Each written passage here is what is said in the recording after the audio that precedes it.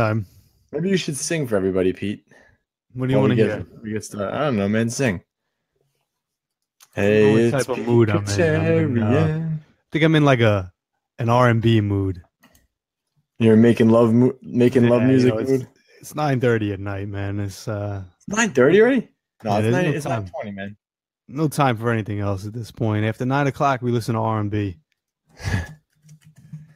Let's just get this set up here. I'm tired, man, from today. I forgot to tag you. Hell, well, no one likes you. Yeah, whatever. I'll tag the guy. Pops up. It popped up on my end. Yeah, we're good. We're good. We're good. All right, let's roll. Let me just X this out. All right, you ready, big guy? I'm good to go. What's up, guys? New York Muscle Radio, episode number 203, the single best motivational tip ever. So you have goals. You want to build muscle, burn fat, get stronger, and you think to yourself, you need motivation to get started. Well, we're here today to talk about what motivation is and why you are wrong in thinking that motivation is what you need to hit your goals. Welcome to the best muscle building, fat burning, no BS fitness show on the planet. Make sure you hit that subscribe button right away so you don't miss a beat. And also be sure to grab your free 12-week training program over at newyorkmuscleradio.com/getjacked, JAKKED. Again, it's a free program we put together for you, the listeners. So head on over there, pick that up, and enjoy that. It's your host, Anthony Bevilacqua, alongside my co-host, Big P. Kacharian. What's up, big guy? You know, I was getting ready to do this episode tonight, and I started thinking to myself before, so I figured I'd share this now. We kind of pride ourselves on giving out all the practical information, cut out all the fluff, all the bullshit, and just give people what they need to succeed. And, you know, it's kind of something I realize now at this point, we're 200 episodes deep now. We've put literally everything out there for people that if they need to reach their fitness goals, if they just go back and listen and apply what we put out there, they're good to go. But a lot of people are still having trouble. And the reason that they're having trouble is because about what we're going to talk about today. So I think this podcast comes in perfect timing, actually, because this area that we're going to talk about today, I think, is where people are suffering. And if they can kind of correct this, and then they just take everything else we applied and do it, they're going to see real results. So I think this episode is going to kind of tie everything in that we've done so far. Are you going to tell people how you need motivation to get out of bed in the morning? I mean, if it helps somebody, we'll go into that. We'll go into that aspect of it as well, you know. But see, that's the funny thing about motivation. For some people, certain things require a ton of motivation, and for other people, no motivation at all. So that's where motivation is something that people get confused because they kind of think it's like a one-size-fits-all thing. Oh, people that are in great shape, they're totally motivated, you know, or people who are not in shape, they're just not motivated. When that actually could be the complete opposite. And we're gonna go into that. I don't want to talk about it too much right now, but it's just something to think about before we get into it. Yeah, I hate how some people look at you and they're like, "Oh, you're a trainer, so it's easy for you." It's like, no, it's not easy for me. In fact, if anything, it's harder for me because everyone looks up to you. Yeah, you got a different standard to live up to than everybody else. You know, I mean, if you're a trainer and you slack off for a week or two, you know, you're going to be judged for that. You know, the average person is not going to be judged for that. But it goes both ways. Yeah, man, I hate when I walk into gyms and I see trainers that are like terrible, like more out of shape than their client. It's like, come on, man, aren't you embarrassed? You see that a lot, man. I could never let myself get like that too, you know? Like how are you a trainer? That's like, you know, like I hate when the doctor tries to give nutritional advice and they're fat themselves. That's sad though, because most doctors are not quote unquote healthy.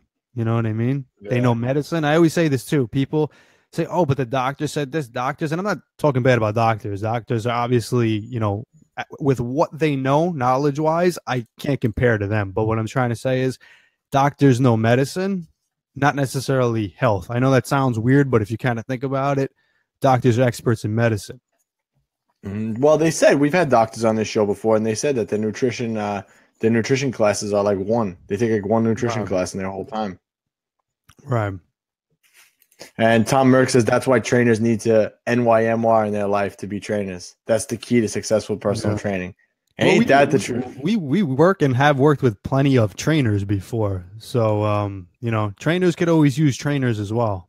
Of course. You always need someone to bounce an idea off of, or Yeah. always have a second eye. I mean, I have Pete for that, but you know, it's always good to get an outside opinion too. Sometimes you need it. You know, Yeah. you need And, it. I'll tell you what, no matter how successful or how much of an expert you think you are in anything that you do, there's always somebody that you can use to help you progress even further or to help you just bounce ideas off and whatever it is. You know, me and Anthony, as far as fitness, we teach you guys this stuff, we help you out, but at the same time, we utilize each other. You know, if we were to do this just one-on-one with each other, we would probably be at a disadvantage, you know? And I wouldn't say probably, I would say definitely. Yeah. So David Huff says, biggest pet peeve: trainers, you are your own business card. Look the part. I Yeah. agree 100%.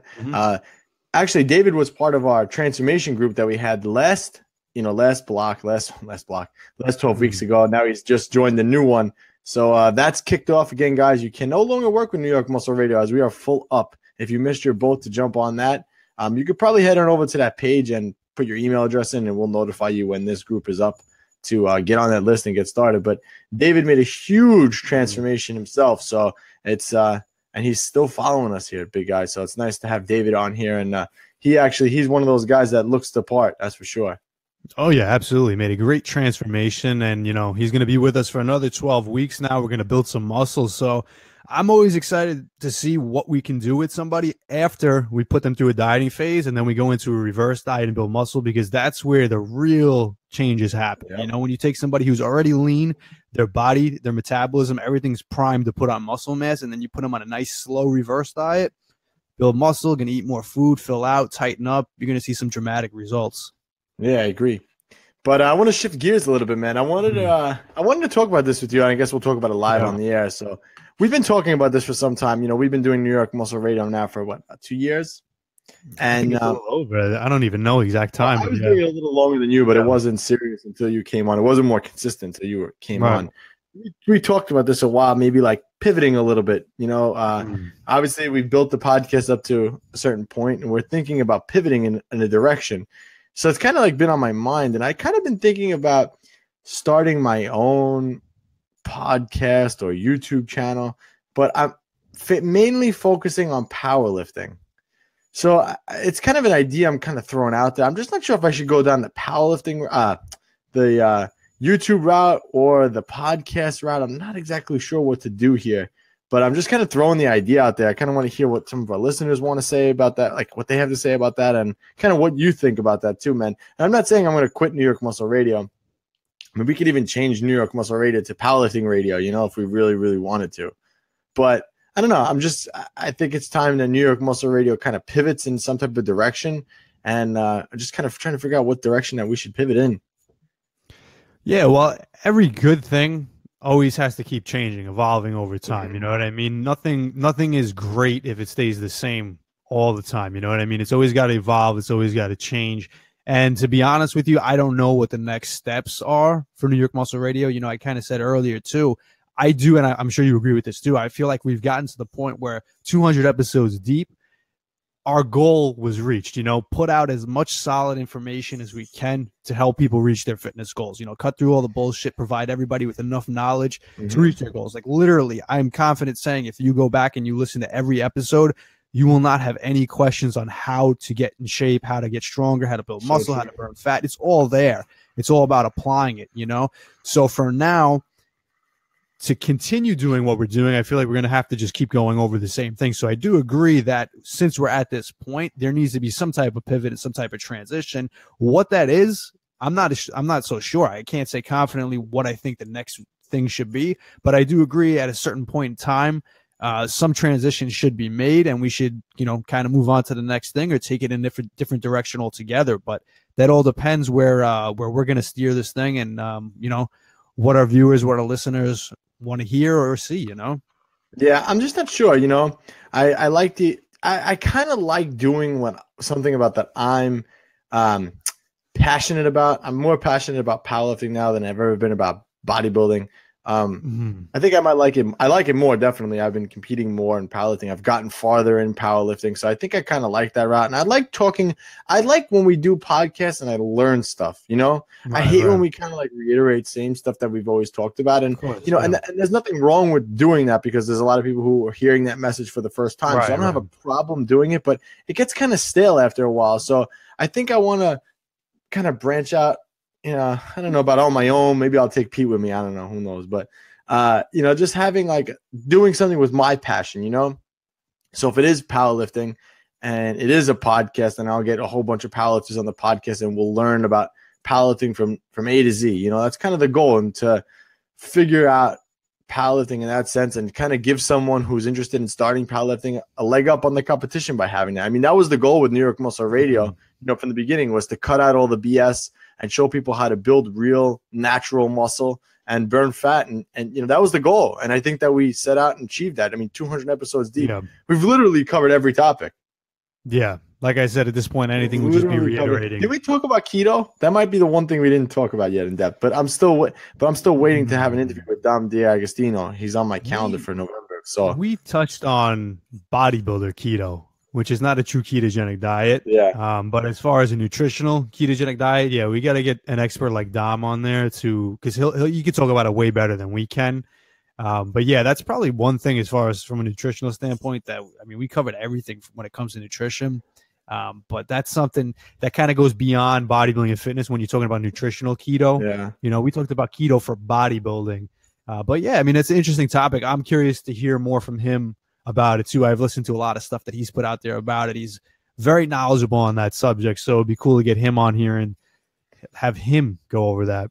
So I'm just curious what you guys think would be a better thing to it. Do you guys want to see like YouTube channel videos for it? Do you guys want to see, you know, another podcast? I mean, I could go both ways with it. Either way is fine.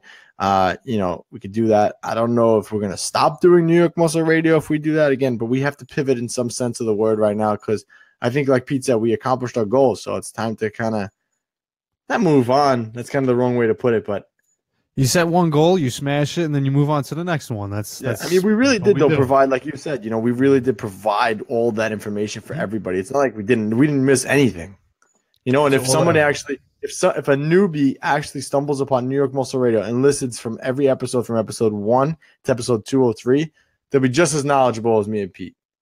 It's all there. It's all there. That's not an exaggeration.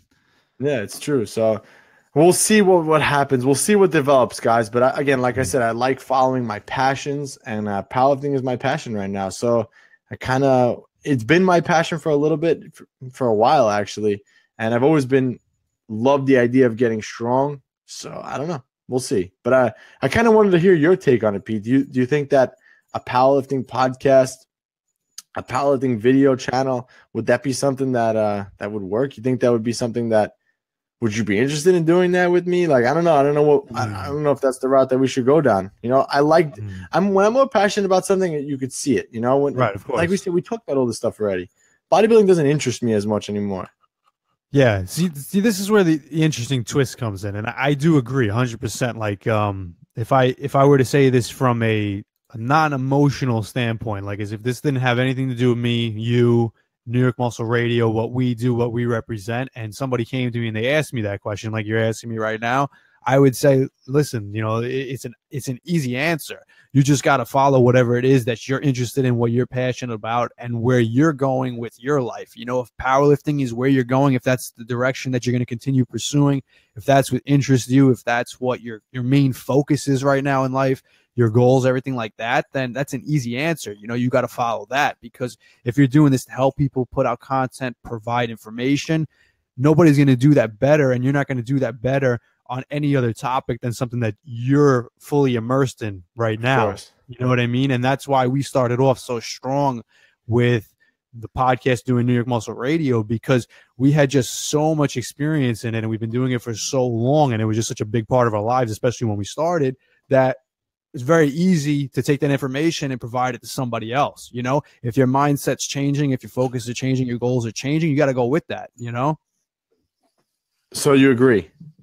So what's gonna happen? What's gonna happen to Pete Kacharian then? Where are you gonna go? That's where it becomes interesting, because that's the direction you're going in. It's not necessarily the direction I'm going in. I mean, I'm always involved in health, fitness, bodybuilding, powerlifting to some sense, not as a competitive sport. That's never been my thing. It's never been my main focus. It's a small part of what I do as a whole.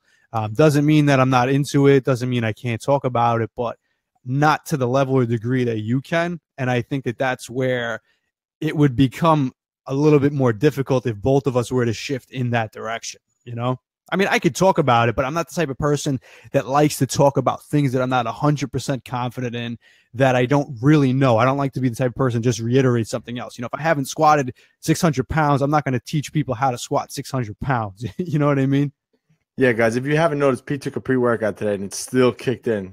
That's why he's true story here. True story. I took the pre-workout at 12:30, and I took my resting heart rate at about 7:30 p.m. and it was over 90 beats per minute when I was sitting down. Yeah. So, but that was a lot of caffeine in that today.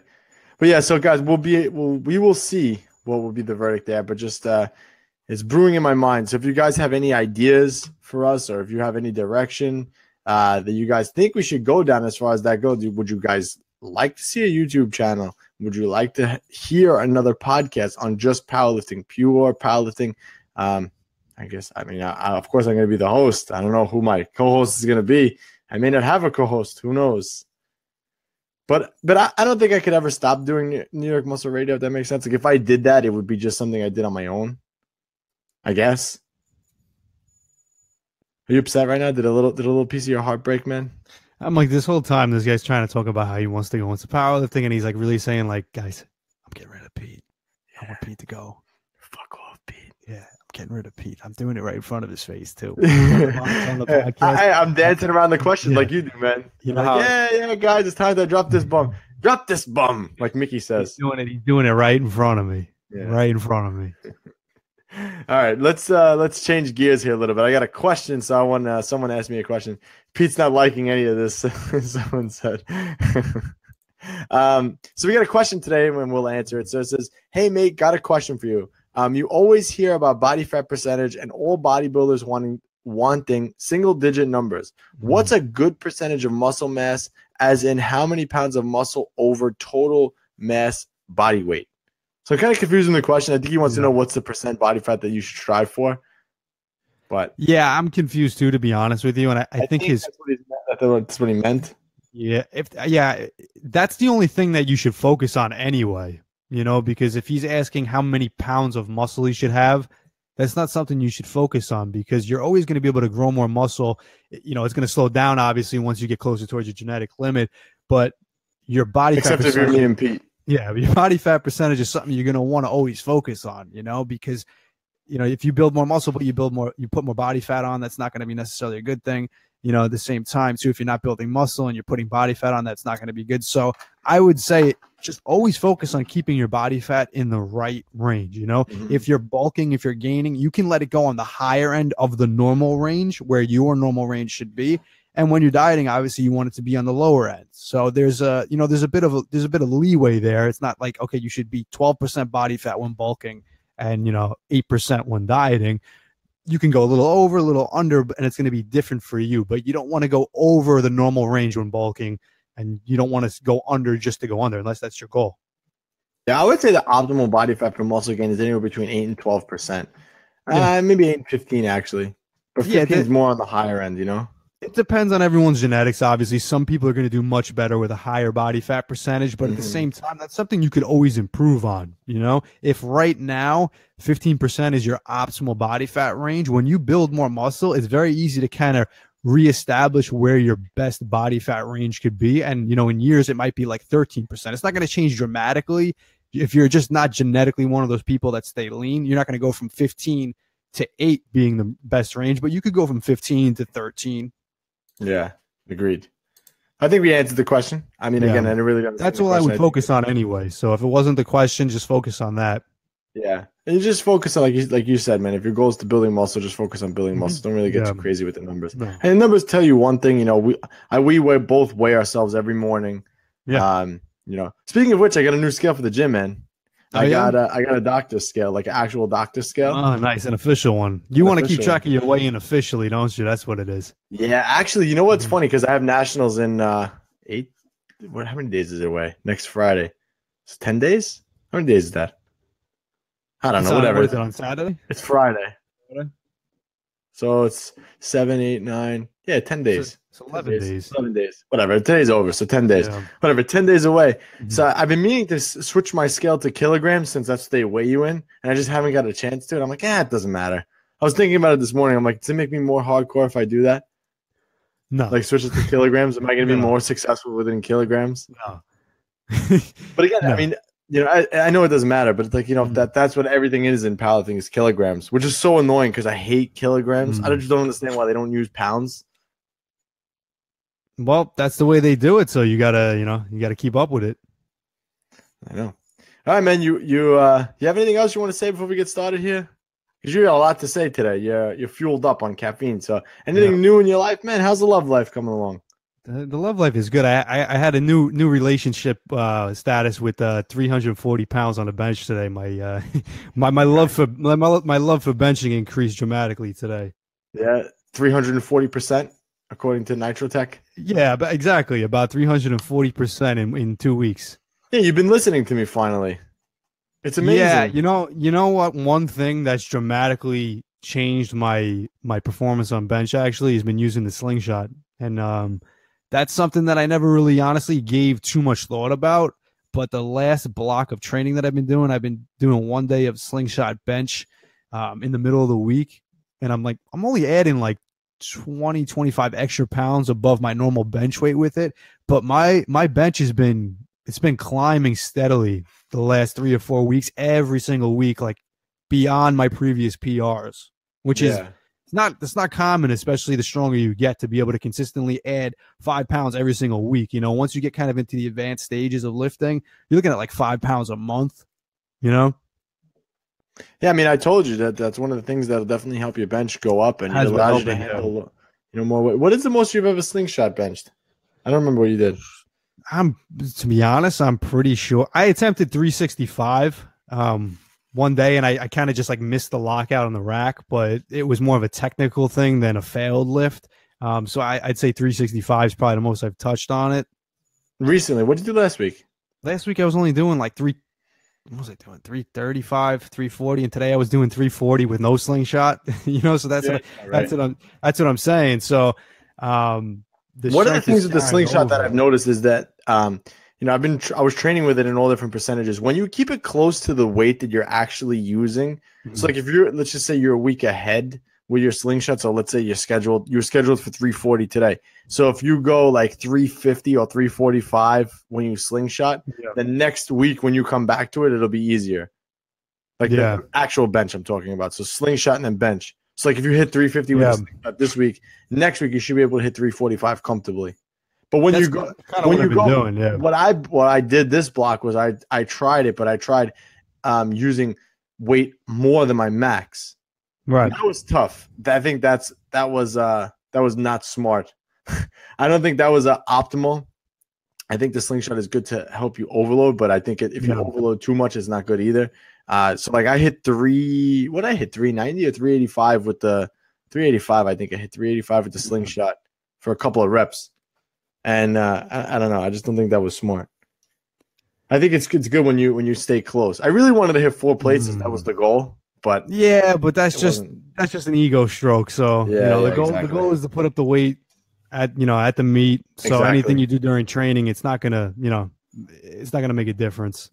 Exactly. But that's how I would recommend using it. I like the slingshot actually. It's one of the better things. And I think going forward, I think one of the things I'm going to experiment with too is pause benching. I think that helps a lot out of the bottom and keeping tight. So I don't know about maybe a rack pin, whatever. You know what I mean? Pin presses. The one thing that I hate with pin presses is you still have to pull it off the rack and bring it down and then push it up. It's like a pain in the ass. So Kalina wants to know, what about optimal body fat for women for muscle gain? I mean, the answer is going to be very similar. It's just going to be a different percentage, for women than men, obviously. Obviously, it's going to be a little higher for women. But again, there's going to be a range And that range is going to depend on the person. You know, there's plenty of women that do well somewhere like 15% body fat, but others have to go above 20, you know, or, you know, I never recommend going above 20, but there's some people that will kind of teeter on that range right there. And then going above it might actually be a benefit, but staying under it for some people might be fine also. But again, it's going to be a range. Like we're talking about for men, there's going to be a certain percentage that you go up or down a little bit. For women, it's going to be the same thing. Yeah. If I could give it a number, I would say for gaining muscle, I don't know, man. What do you think? Anywhere between like 12 and 20? Yeah, I was going to say 15 and 20, but there's definitely some cases where, like you're talking about, like the genetically elite for male, they can gain muscle on 8 or 10% body fat. Most men won't, though. You're looking at more like 10 or 12, even up to 15. But yeah, for female, you could be talking about anywhere between 12 and 20. It's probably more going to be in the 15 to 20 range, I'd say. But there's definitely some females that could do well sitting at 12 and gaining muscle. Depends on the person, you know? Yeah. And like I said, over time, that number can go down, especially the more muscle you do put on. Yep. Agreed. So what else, man? So you answered on my question before about the love life. Well, I'm just not going to answer it this time. It's just that blunt. Nah, this time I'm just not going to answer it. That blunt. Yo, so after nationals, now I'm starting to think about after nationals. I kind of love pre-planning. Mm-hmm. I think, well, obviously at the nationals, the goal is to qualify for the Arnold. As that's been my goal since I'm like 14 years old to compete at the Arnold. But originally I thought it was going to be in bodybuilding, but powerlifting looks like it's going to be one of those things to get me there. So the goal is to qualify for the Arnold. So qualifying for the Arnold, which means it changes things for me. When I qualify for the Arnold, I think I'm going to bulk. I think I'm going to go on a heavy bulk. I'm sitting at 198, 197. So I think I'm going to try to gain and train above my weight class. So I want to kind of shoot up to like 207, 208 and kind of hang there and then just drop right before the contest and just try to weigh in a little heavier and maximize my my weight class here. I think that's my next step. Originally, what I was going to do was diet. Because I just want to diet. I'm in the mood to diet, but I don't think that's the next smartest move if I'm going to be competing. No, I agree 100%. I initially, suggested that as well, because if you're going to go through another whole training cycle, being heavier is going to allow you to train better. You're going to train with heavier weights, with that extra weight on you. So it's going to make your next training cycle that much more productive, doing it heavier, and you're not somebody that's going to struggle to come down in weight. It's not going to be a big issue or anything like that where it's going to affect your strength, your performance, or anything like that, because we know how to do it properly, especially if we got to cut weight before the meet. So you're just going to get so much more out of maintaining heavier weight while you're training heavy, trying to get stronger. So I would definitely recommend that. And again, it all comes down to what your main focus is. I mean, if your main focus is to compete at the Arnold and do well, then, if part of you wants to be lean or diet, that's going to have to take a back seat, and your priority would have to get, But the Arnold is in March, so even if I wanted to diet, I could just diet after. It's not that big of a deal. It's not that long. I would just maximize your training cycle, and if being heavier helps you, which it will, then that's what you should focus on. Just not looking forward to bulking, man. I mean, you know how it is. Everyone laughs, and everyone wants to do all these crazy challenges and eat everything they want. And it sounds really, really cool, but for someone who has bulked up before, eating 6,000 calories, that shit is a job, man. And it's brutal. Think about how you feel on Thanksgiving Day, and then just think about feeling like that every meal, never being hungry. It's terrible. It's not fun. No, it's really not. It gets honestly, old fast. And I've said this since forever, since I started. When you're trying to gain weight, it's so much harder than losing it. So much harder. Definitely. So much harder. Everybody's like, "Oh, I wish I had your problem." It's like, no, you don't, man. Trust me. No, you don't. It's funny because people fail on diets because it just depletes so much willpower. After a while, they can't avoid the food anymore. They can't keep saying no. So eventually their willpower just gets fully depleted, and they just, next time there's a temptation, they're like, screw it, I can't handle it. For me, it's the exact opposite. Bulking depletes so much willpower out of me to always have to constantly force feed myself. Man. I get to the point where I'm like, listen, I can't eat this anymore. I just can't do it. Yeah, it's tough. But what are you going to do? That's the job, and that's the job. You got to do what you got to do. Exactly. So if I want to be my best, I'm going to have no choice, Got to do what you got to do, man. All right, guys. So Dr. P. Kacharian's in the house today because we're going to be Dr. Pikachu. Ladies, trust him. He is a doctor. Remember that shirt? I used to have one. Yeah. Ladies, trust me. I'm a doctor. I know Anyway, so Dr. Pikacharian's in the building. He mind specialist is here with us today on the podcast. We're going to be talking about the motivational tip, the best one ever. And Pikacharian's going to kind of take the reins on this one because this guy is the mental master. Yeah, right? Not the mental masturbator, because there's plenty of them out there. You might fit that bill too, man. You might fit that bill. No, definitely not, man. I mean, there's so much shit out there that it drives me nuts. You know, I'm into talking about mindset and success and all this good stuff that people talk about on a regular basis, but the amount of shit people put out there that just like poisons your brain to the point where you don't even know what to do anymore, where it's just paralysis by analysis, is like insane. So again, in New York Muscle Radio fashion, we try to cut through all that shit. Forget Triple H. Big Pete is the real cerebral assassin. All right, if you want to call me that, that's cool. But yeah, I mean, so yeah, in typical New York Muscle Radio fashion, I want to cut through all that bullshit here. Talk about what really works, what doesn't, and what's, again, just mental masturbation that you will find everywhere if you try looking for this stuff. All right, so let's start this off with Dr. Pikacharian here, the cerebral assassin. You're definitely cerebral, man. There's no way getting around that one. All right, anyway, so what is motivation in Dr. Pikacharian terms? So what is motivation? So what people think motivation is and what motivation actually is are two different things for most people. You know, people always, when they talk about motivation, they talk about, you know, they start thinking, okay, as far as I need to be motivated or this guy must be motivated, it's that they basically just want it, and they want it so bad that they will get it. You know what I mean? When you're motivated, you're going to get it because you're motivated, you know? And I don't want to get too far ahead, but that's where the misconception comes into place, that if you're motivated, that it's motivation that you need to get the result that you're after. So if it's like you're starting your New Year's resolution, you start off motivated, right? So if you're motivated, you're going to succeed, right? You know, that's how most people think about motivation when they hear it. Or Anthony trains so hard all the time. He trains 6 days a week. He gets under 500 pounds multiple times a week. He must be really motivated. That's what people think motivation is, but it's not necessarily true. So what is it then? So motivation is really, this is the simplest way I could put it. Motivation is what gets you started at whatever it is that you do. So motivation is just an emotion, put it that way. So like you're happy, you're sad, you're angry, whatever emotion you feel, motivation is really just an emotion. So emotions don't last forever. When you're happy, right? You might be like right now, you might be happy. Tomorrow, I have to read this comment. He's gonna come to you. Go ahead. Sorry, I had to read this comment. It was great. Legend has it that Pete is so intellectually advanced, he broke the IPF squat and deadlift world records without going near the bar. That's gonna be my main focus. The cerebral assassin. All right, go ahead, man. Go ahead. Sorry to cut you off, Dr. Pete. So motivation is just an emotion, like every other emotion. It's a mind state. Okay, you could call it an emotion, a mind state, a mood, whatever you want to call it. Right? It's something that you feel, but you don't necessarily feel it on a permanent basis, just like anything else. You know, happy people get sad. Angry people become happy, you know, lazy people become motivated. It's like that too. So motivated people become lazy at the same time too. So motivation is not this thing where when you have it, it solves all problems. It's something that comes and goes on a constant basis, like every other emotion or feeling.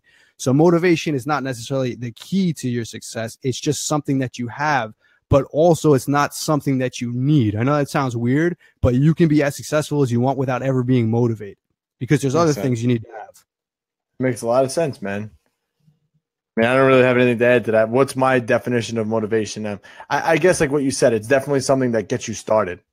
Yeah. You know, motivation is not something people always look for. Oh, I need motivation to do this. I need motivation to do this. It's something that I've constantly heard from people. It's like, well, no, you got to think about why you want it. Like, what's your why? That's motivation to me. Anyway, what's your why? You know, why do I want to get under 600 pounds and squat it and stand up and down with it? You know, why do I want to do that? Because I want to push myself to be the best. That's my motivation. That's my motivating driving force behind it, is me pushing myself to be my best. So you have to find yours. You know, I need motivation to start my diet. It's like, no, you need to find your why. To me, motivation is not is not a thing. It's your why. And that why has to be really strong in order to push you. That's it. Right. It has to light a fire under your ass. Yeah. And that why is what gets you motivated. So like if your why is like, listen, I'm so fed up with being out of shape and overweight, you get motivated to get in shape. Now, the thing is that motivation doesn't always stay. That's what I'm saying. That why will stick, but that motivation doesn't always stick. You know, like I said, I'm using Anthony as an example. Trains 6 days a week, gets under 500 pounds multiple times a week. He wants to qualify for the Arnold, but there's days where he wakes up like everybody else where he say, you know what, today I'm Fuck just this not, shit, man. I'm not feeling motivated. I really, really don't want to get under the squat bar, but he still does it, right? And that's why he's going to be successful. Whether he's motivated or not, he still does it. Exactly.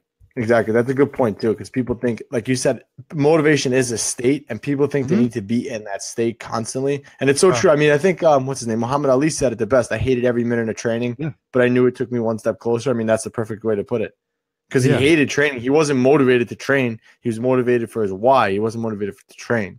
Right. And he realized, okay, whether I want to do it or I don't do it, the key to getting the result is doing it, not wanting to. It doesn't matter if you want to do it or not. You know, if it's about doing it. You don't have to want to do things in life, but if you do them, you get the results, you know. And when we just keep talking about motivation, you ever think about this? This is what I always find so interesting. People clearly think that motivation is the key to getting what they want, because if you ever look online on YouTube, what's like the most watched videos on YouTube? Motivational videos. But think about it again. Why are they watched so often? Why are they watched so many times? Because people need to watch those every single time they need to get motivated. Motivation is not something that stays all the time. You'll watch a motivational video, you'll get pumped up, you'll go to the gym. Guess what happens tomorrow? You might not be motivated again. You got to watch the video again. If you're going to rely on motivation for your results, you're going to be on YouTube all day watching motivational videos. Well, I think that's what Tony Robbins talks about, is putting yourself in that state, right? You have to be in that state of whatever, achieving or whatever the state is. So you have to learn to put yourself in that motivational state. And I can tell you guys, you know, training hard and really working hard as I am, when you're deep down in the nitty gritty of it, and you're like for me, I'm like 10 days out from nationals, the hardest I've ever trained for a contest. I am not motivated at all. I don't want to get into the bar at all. But my why makes me. That's a good point. That's a good. I'm glad you're saying that. I am more further away from motivated right now than ever. But, you know, but then when it comes to the competition day, that's when you turn the motivation on. Right. And, you know, you got to say to yourself, okay, since you're saying you're not motivated, why are you still training then if you don't have motivation? Because of my why. Exactly. So you make yourself train whether you want to do it or not. Whether you're motivated or not, you're still training because of a different purpose. So you have your purpose, you have your why, and you're going to train whether you're motivated or not. I mean, if you ever wake up on a day that you're not motivated, you say, damn, I need to get motivated. No, you say, listen, I'm not motivated, but I'm still going to train, right? I don't want to speak for you, but I'm assuming, you know, I see the way you train. I've seen days where you're not motivated. Yeah. All right. So you want to move on? Let's move on. Nailed that one to the head. Yeah. All right. So why do people fail to reach their goals? And again, I think this is based on what we just said. You know, not knowing your why, I think, is important here. Yeah, definitely. And, you know, there's many reasons why people don't reach their goals. When it comes to motivation, a lot of it is because they rely on motivation. And if you rely on motivation to reach your goals, you're going to fail, because it's the same reason like everybody else starts a new thing. They start their New Year's resolution. How many people fall off, right? And what's the main reason? They were motivated as hell when they started. When they joined the gym, they said, listen, 2017, this is going to be my year. They're motivated. They're actually very motivated at the beginning. They join the gym, they go for a week or two. What happens? Motivation drops off, and they're using motivation as they're using that to reach their goals. Their main focus is relying on motivation. When they don't have it anymore, what do? They stop going to the gym. Yep. Anything we miss? I think they covered it, huh? Definitely covers it. I mean, you know, how do you remedy that? You got to put your focus on doing rather than relying on motivation. If you rely on motivation, you're setting yourself up for failure. I promise you that, no matter what you do, because you're never going to have motivation all the time. And if you allow that to dictate what you do and what you don't do, then you're going to have days where, okay, I'm not motivated, I'm not going to go to the gym. You know, it's as simple as that. This is something that we always talked about too. Action, action, action. You know, we've said this, you know, I think on like podcast 100 100 something, you know, you have to take action. If you listen to every New York Muscle Radio podcast from episode 1 to episode 203, if you take action on everything, you're going to achieve an amazing physique just by taking action on what we said. Don't be what's the word? What'd you call it? A voyeur? Don't be that's someone who watches. I don't know what someone who listens. Don't just be a listener, be a doer, you know? Yeah, really don't be a spectator, you know what I mean? Exactly. Don't be a spectator, be a doer, be an action taker. Take action on what you hear. You know, it's one thing to read all these books or listen to this expert, that expert. It's nothing if you don't apply it. You have to be able to, like for me, okay, powerlifting. I'm always looking for the edge up on the competition. So I'm always looking at all the different studies on powerlifting, you know, what powerlifting source is different. And once I come across something that I think is interesting, I'll apply it, I'll take action on it. And then if I think it works, I'll roll with it. I'll try to adjust it. I'll see how I can make it better. So look at the slingshot. We talked about that as an example. That was something that was brought to my attention by one of our clients. I took it and ran with it. You know, and I experimented with it. I took action on it, and now I know what doesn't work with it and what does. And I'm still, of course, you're always still trying to fine tune your way to get there, but it's the same thing. Yeah, absolutely. You know, and people just, again, when they rely on motivation, they always constantly think, okay, when they don't have motivation, how do I get my mindset right? You know, when we keep talking about this. So let's talk about that. I guess I think that's a good point. You know, I said what I do when I'm not motivated, but what happens when you're not motivated? And this is something that happens pretty frequent, guys. Yeah. Well, yeah. See, that's the interesting thing. And when I'm talking about this, again, I don't want to give people the idea, again, because like I keep saying, motivation you don't have it all the time. And I'm one of those people where it's very easy for me to get motivated and unmotivated at the same time. And I have to just consciously understand that whether I'm motivated or not, the results are still going to be the same with the amount of effort I put into it, you know? So it doesn't matter if I feel good doing it. If I feel like total shit, but I go in and I do it, the results are going to be the exact same as if I felt good, went in and did the same thing. So I have to consciously monitor on a constant basis. Okay, where's my motivation level? You know what? If it's high, good. If it's low, I'm still going to do it anyway. You know, that's what it has to be. You can't associate with, and this is getting into kind of like, weird shit for some people, you know, like it might be too far out there for some people to understand, but you can't always. Hold on. Should I close the curtain here? Close the curtain, guys. Let's go with this one. And go ahead, man. Anybody who's, you know, dug deep into psychology and stuff like that, I don't know what I'm talking about, but you can't always. Well, this might be the one class in college you actually paid attention in. Yeah, you can't always. This is not college stuff too. This is not like that mainstream bullshit. But you can't always associate with whatever your mind is telling you how it feels. You know what I mean? And I've said this to you on the podcast before too. You have to kind of treat your mind like your friend. You know what I mean? So you got your friend. So if I'm your friend and I'm sitting there talking to you, telling you, listen, man, let's not train today. This is boring. Let's go eat tacos. You know what I mean? And you're grounded and you're rooted. You told me that beliefs. Before, actually. Yeah. And what have you told me before? Fuck off, Pete. Exactly. Why? Because if I was your mind and I was telling you that, you need to be strong enough and willpowered enough to say to yourself, listen, I'm still going to do it anyway. And most people's problem when they get that thought in their head, because your mind's always running unconsciously. If you're just like, I'm tired today, I don't feel like doing this, your mind's going to tell you, just go rest. And it's like your annoying friend. He's like, Anthony, just go rest. And you're like, Pete, fuck off. That's how you have to be. You know what I mean? And at the same time, that's a good analogy, man. See, this is why Dr. Pete Kacharian, the cerebral assassin. I love it, man. It fits. That might be your new name on the podcast. Yeah, just because you think you never thought about becoming a psychopath? I mean, a psychiatrist? Well, according to some people, I might already be a psychopath. Yeah. No, I never thought about being a psychologist. I'm not. I was never. Well, I don't know the difference between the two. I know one writes prescriptions and one doesn't. So I don't know whichever that one. Psychopath. Yeah. That fits that white jacket you have in the closet right behind you, right? Exactly. Yeah. Well, my prescription is, guys, listen to New York Muscle Radio. That's a prescription for you. No, seriously, man. How come you never pursued anything with this? You're good at it. I hate school, man. I don't like formal education. I like to do my own education. I don't like to. Maybe that's a fault, but I never. It was never my thing. You know, like school. I did it, get it done, and then move on with life. And then I like to self-educate. That's just me. Yeah. So Elena says psychiatrists write scripts. Yeah, you can't be trusted to write yourself a script, man. This kid's gonna be a psychiatrist trying to write himself a script for steroids. I don't think they can write scripts for that. Yeah, but you would try, right?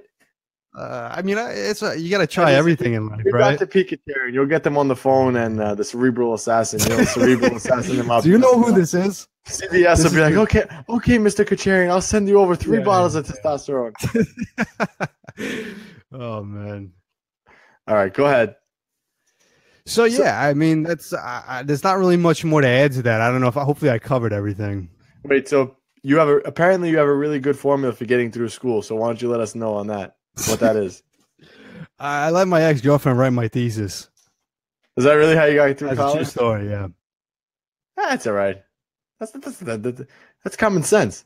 Yeah, I mean, it's not something that I'm not unique in that sense. I didn't come up with that one, guys. I can't take credit for it. Somebody else came up with that clever idea before me. All right, so I lost our train of thought of where we were before, man. Not focusing on motivation, focus on doing. I guess, right? Is that where we were? I don't know where we are. You were on some cerebral assassin rant. We went off the deep end, man. But no, I was just explaining again how you can't necessarily associate with your mind all the time because your mind's going to wander. Your mind's going to tell you certain things, and it's going to run all day, whether you realize it or not. Your mind's going to tell you, listen, I'm tired. I don't want to do things. Or your mind will tell you the opposite. You might not need to train today, and your mind saying, listen, fuck it. Let's go in the gym and let's try squatting 700 pounds. Do you necessarily listen to that? No, because that might be a stupid idea, So you got to understand that you got to be grounded and rooted in your own beliefs, what you need to do to accomplish your goals, and stick to that. Whether your mindset changes, whether your emotions change, just like motivation, again, emotions change, feelings change, everything changes. So as long as you keep what you're doing consistent, that's how you become successful. See, I learned a lot with you, from you about the brain, man, and just like applying things. Like one of the things I got from you that really, really helped me just going forward, and I guess in life is just focusing. Focus on one thing at a time. I'm kind of scatterbrained. I'm a Gemini, so I'm all over the place as far as things go. I have like 1,000 ideas, and I want to implement all of them at once. But you get nothing done when you do that. So when you focus on one thing, like for me, I just need to focus on powerlifting. That's it. If I want to be the best at it, I just got to focus on that. So maybe, like I said, maybe that does mean starting another podcast, starting another thing that's just powerlifting related, Focus. Well, the best people at whatever they do, they don't live balanced lives. That whole idea about balance for average people, there should be balance. But like when you're talking about elite level of anything, Michael Jordan, you think he lived a balanced lifestyle? You know what I mean? It was basketball his whole life, main focus, no matter what, Muhammad Ali, you think he was, he had a lot of fun in his lifetime. What did he do? I don't know anything about him really. I don't know that much about Muhammad Ali. You never watched Ali or? No, I never saw it. Was it good? Yeah, it's a great movie. You should go watch it. Someone said, "Nice knowing you, Pete." Yeah, I'll see you guys in another. All right, guys, this is the last episode. You're gonna hear Dr. Pete Kacharian. Dr. Pete's going out with a bang. Yeah. Hey, listen, it's not that type of a show, man. Yeah, maybe it will be if we transition. Yeah, hey, listen, after hours, huh? All right. So what's the next topic we have here? All right. So what else is needed beside motivation, man? Alexa doesn't know that. You heard Alexa doesn't know. Well, I'm going to school Alexa because apparently Amazon didn't build her correctly because she doesn't know what else she needs besides motivation. So, first I want to say that motivation is not even needed. It's not even a requirement. If you have motivation, cool. But if you don't need it to be successful. I mean, the real thing you need, I'd say, if you had to pick one or two things, it's it's discipline and it's commitment. Those two things right there are what you need. And yes, you need to take action, absolutely. But discipline is basically doing what you have to do, whether you feel it or not. Commitment means that you're going to do it. It's a decision that you made. Okay, I'm committed to making this work. Whether it's easy, whether it's hard, whatever it is, I'm going to do it. So it's that attitude that, okay, I'm going to do it. That's what you need, okay? When you're motivated, you have that attitude. But you know what? You can have that attitude without being motivated. So don't focus on motivation. Focus on saying, okay, I'm committing to doing this. I'm disciplined to do this, and I'm going to do it. So you're going to take action, and that's what you're going to do. Yeah. I mean, again, going back, that why Your why. Yeah. I mean, I keep repeating this, but that's the truth. Your why has to be so strong. It doesn't matter if one of the things I like, and a good analogy I like to say with fitness is it's like brushing your teeth. You know, no matter what happens in your day, it doesn't matter if your days you had the worst day ever. It doesn't matter if you woke up and you were Pikachu and you still you brush your teeth every day, no matter what. You know, you don't miss it. Fuck, I had a rough day today. I'm not brushing my teeth. Right. No, you brush your teeth because we know the consequence of not brushing our teeth. It's the same thing with fitness. If your goal is to build muscle, or if your goal is to be a better powerlifter, or your goal is to be leaner, you have to do those things that get you leaner. You're not going to have white teeth not brushing them. Right. And you don't need to be motivated to keep your teeth clean. You just got to do it. You just got to brush them. But so motivation is that state that you talked about, but those days what's that oomph to get you through it? What is that called? You know what I'm saying? Like the days that I don't feel like squatting, but I still do it anyway. What pushes you out of the bed in the morning, man, when you don't feel like getting out of bed? I mean, that's a good question because that's different for everybody. But yeah, there's definitely there's something beyond motivation that's driving you, and you could call it your why.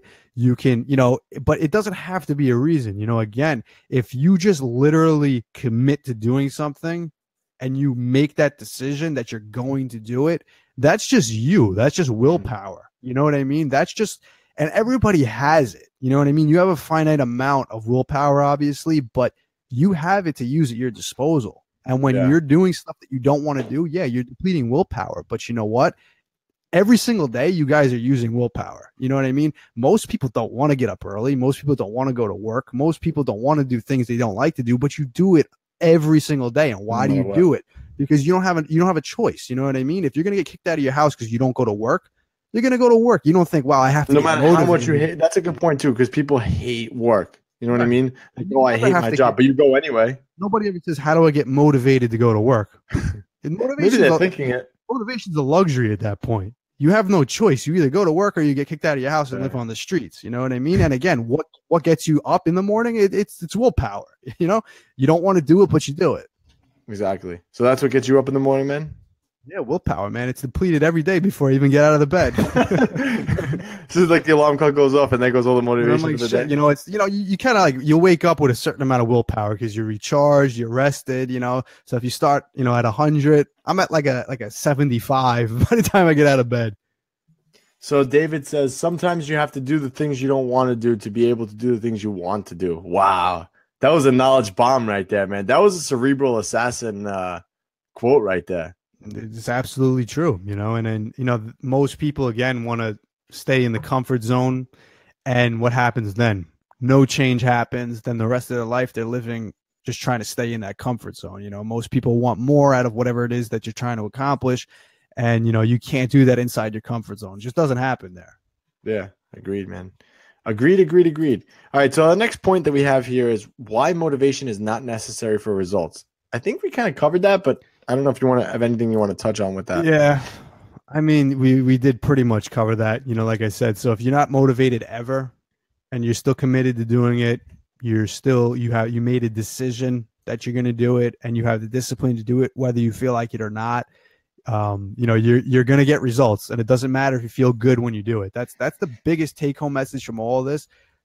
If you do it, whether you feel like doing it or not, you're going to be successful. That's where the key comes in. I promise you, every single person who's successful at whatever they do, no matter how motivated they are, they experience times of the day, they experience even weeks, months where they're not motivated. You're not in a constant state of motivation no matter what. No matter what anybody tells you, any Tony Robbins, copycat or whoever they are. Man. Those people know what they're talking about. No. And what I'm trying to say is it's not even about what they're talking about. It's this perception that they're walking around all day, motivated, feeling great, happy, all day. No, these people have times where they're not feeling their best, where they're not motivated, where they're just, you know what? I'm sure Tony Robbins has got up in the morning and said, shit, I don't want to do this seminar today. Well, then he has his dances that he does in the morning. Doesn't he jump in a pool of cold water or something? Right. He does certain things to change his state, to actually change his physiology, because he wakes up and he just doesn't want to do it. I think, what it is? I think people think that those things have to be a constant state. Right. So like you said, you think of Tony Robbins, you always think of him in that state. And no, he has to constantly put himself in that state. Like I think before he does I watched his documentary on Netflix. Before he goes on stage, he jumps on a little trampoline. to put him like in that state. So he's constantly reminding himself of his why and putting himself in that state. So I think that's something that you have to learn how to control that for you. So those days you feel like, fuck, I don't want to do this. You have to just like, all right, time to put on my big boy pants and my big girl pants and just go and do this, you know? Right. And how do you change your state? You know, you just go and you start doing it. You're not going to change your state thinking about it. You're going to change your state from doing, you know, that's his whole thing. That's something I'm saying. You ever hear him say that stupid? It's not stupid because it's true. It's just so corny because it's been said so many times that motion creates emotion thing. You know what I mean? And that basically means, okay, if your mindset's not right. Yeah. If your mindset's not right now and you start moving, taking action, your mindset's going to change. You're not going to change your mind just by sitting there. It doesn't work like that. Dr. Pete Kacharian, folks. All right, so the number one tip is that motivation actually gets you started. You have to have the discipline to finish things. Again, don't pay attention to how you feel. Pay attention to actually getting the job done, because how you feel is a lie.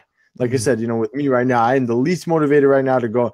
Like if you asked me to go to the gym right now and work out, I would tell you no. And that's a rarity for me. But that's because I'm not motivated to do it, because I'm at the point in my training where I should feel like that. And then in a week when I'm at nationals, I will feel the total opposite. And I'll be like a caged animal ready to go. And that's the goal, is you want to be able to peak like that. But that motivational factor is not always going to be there. You have to remember that. And you can apply this to any aspect of your life, whether it's fitness, building muscle, burning fat, getting stronger, being successful in life, being a better mate, you know, just being a better person in general. If you focus on getting the things you need to get done, you know, you'll be successful. Absolutely, man. I can't really add anything to that.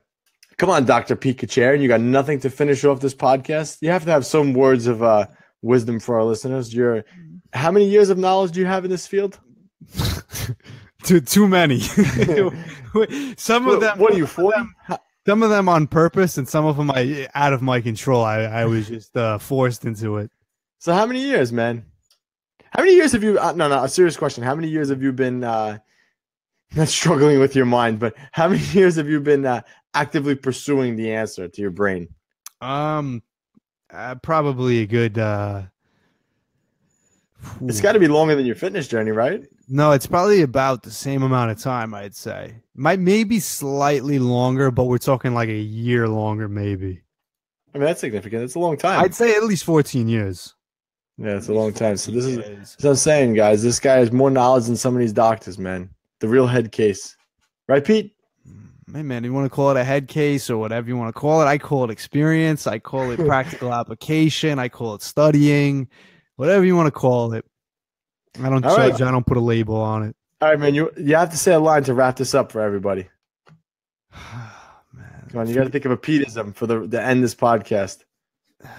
Motivation. This is your last podcast, man. This is the last podcast you're ever going to be on. This is the last time you're ever going to be on a podcast. So you got to go out with a bang, man. All right. Fuck motivation. The key to success is to take massive, determined action. That's it right there. In a nutshell. Guys, that's it from Dr. Pete Kacharian himself. All right, guys. Well, that was today's episode number 203, the single best motivational tip. If you guys like this information, don't forget to subscribe to the channel, wherever you're watching this on, as that does help the channel grow. Leave us a review if you like what you're hearing. And don't forget to head on over to NewYorkMuscleRadio.com/getjacked for your free 12-week training program. All right, guys. Anthony and Pete, New York Muscle Radio. This is Pete's last episode, and we're out.